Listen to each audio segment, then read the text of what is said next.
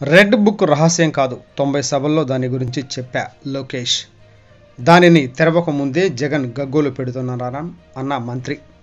తప్పు చేసిన వారిని తప్పకుండా శిక్షిస్తామని స్పష్టీకరణ. జాతీయ మీడియాను పిలిపించుకుని మరీ రెడ్ బుక్కు జగన్ ప్రచారం కల్పిస్తున్నారన్న లోకేష్.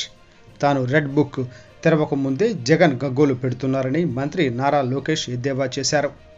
ఢిల్లీ వెళ్లి మరీ ఆయన రెడ్ బుక్కు ప్రచారం కల్పిస్తున్నారని అన్నారు. అసెంబ్లీ సమావేశాల చివరి రోజైన నిన్న అసెంబ్లీ లాబీలో లోకేష్ విలేకరులతో మాట్లాడారు.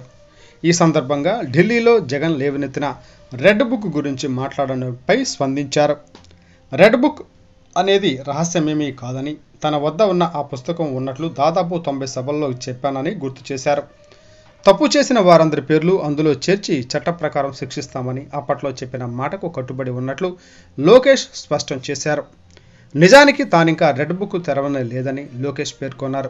గతంలో జగన్ ఒకసారి ఢిల్లీ వెళ్ళినప్పుడు దివంగత మాజీ ప్రధాని పివి నరసింహారావుకు భారతరత్న ఇవ్వాలన్న అంశంపై స్పందించమని జాతీయ మీడియా కోరితే విజయసాయిరెడ్డి మాట్లాడతాడంటూ వెళ్లిపోయిన జగన్ ఇప్పుడు అదే మీడియాను బ్రతిమలాడి పిలిపించుకుని మరీ రెడ్ బుక్కు ప్రచారం కల్పిస్తున్నారని తెలిపారు. గత 5 ఏళ్లలో 2 సార్లు ప్రెస్ మీట్లు పెట్టిన జగన్ ఎన్నికల్లో ఓటమి తర్వాత గత నెల రోజుల్లో 5 ప్రెస్ మీట్లు పెట్టారని లోకేష్ ఎద్దేవా చేశారు. అక్కడ మాట్లాడే అబద్ధాలేవో అసెంబ్లీకి వచ్చి మాట్లాడితే తాము